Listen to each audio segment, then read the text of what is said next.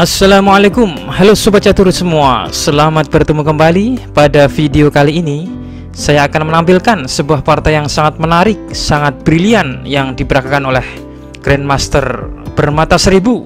Siapa lagi kalau bukan Garry Kasparov saat menghadapi Nigel Short pada sebuah ajang turnamen Korchnoi Birthday atau perayaan ulang tahun pecatur Viktor Korchnoi di Zurich, Swiss pada tahun 2001. Partai kali ini sangat menarik karena Kasparov berhasil menemukan langkah ajaib yang membuat lawannya terkejut. Kasparov bermain dengan dinamis dan sangat kuat. Oke, langsung saja kita lihat partainya.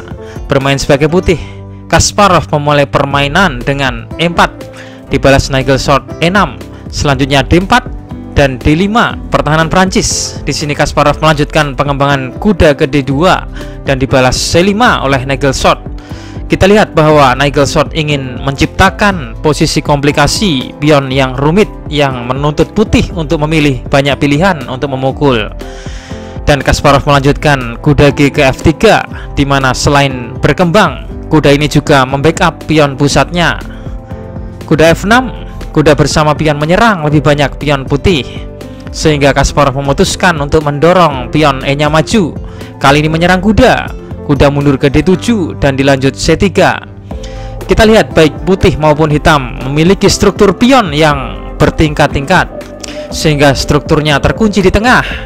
Tetapi putih sedikit memiliki keunggulan ruang di sini, sehingga seringkali dengan keunggulan ruangnya, putih biasanya melakukan serangan lewat diagonal ini dan di file ini.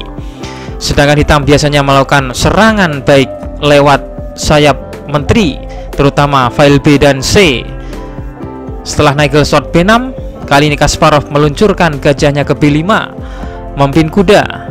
Gajah E7 mengosongkan baris belakang untuk persiapan rokade. Dan di posisi ini, kedua pemain sama-sama melakukan rokade. Setelah Kasparov memainkan bentengnya ke tengah, langkah yang cukup penting karena benteng ini memberikan dukungan bagi pion pusatnya. Langkah ini juga mengosongkan peta F1 untuk kelak ditempati kuda untuk melakukan manuver serangan ke sayap raja. Nigel Short mulai melakukan gerakan di sayap menteri. Dilanjut Kasparov kuda F1 dengan ide membuka diagonal untuk gajahnya dan juga melakukan gerakan manuver kuda di sayap raja.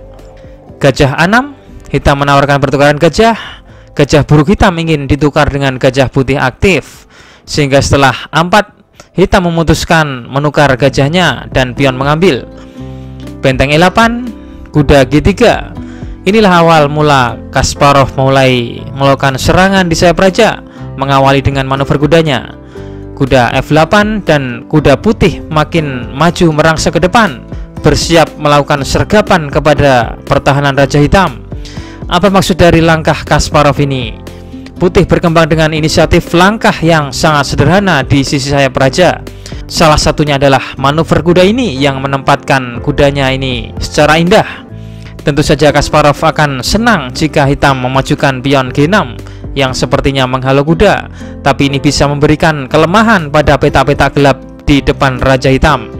Oke, di sini Short melanjutkan kuda B ke D7, dibalas G3, kuda G6, dan putih dengan tusukan pion H4.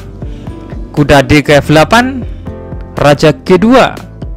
Mungkin Kasparov bermaksud membawa bentengnya ke file H, mengorbankan kudanya ke G7 dan dilanjutkan dorongan pion H, membangun serangan lewat tepi papan.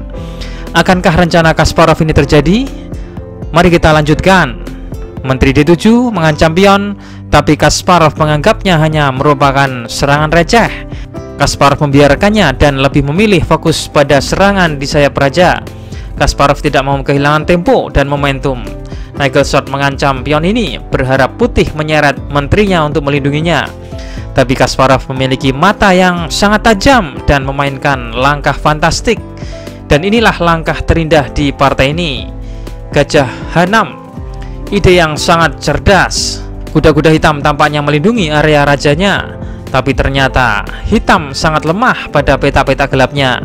Kita lihat setelah pion hitam mengambil gajah, menteri ke D2, menteri putih masuk melalui H6 dan selanjutnya ke G7. Kita lihat kuda F8 ini malah menghalangi gajah untuk melakukan pembelaan di F8. kuda-kuda hitam yang sepertinya kebetulan memiliki posisi yang buruk. Hitam melanjutkan F5. Hitam membuka baris ke-7 untuk melindungi rajanya secara cepat. Kasparov memukul pion ini secara en passant. Gajah D8, menteri kali H6, dan benteng K7 memperkuat baris ke-7. Kuda G5. Sekarang langkah pion F7 tidak terbendung lagi. Menteri pukul pion. Sebuah langkah hitam yang sepertinya putus asa, dan Kasparov secara meyakinkan melanjutkan F7 skak.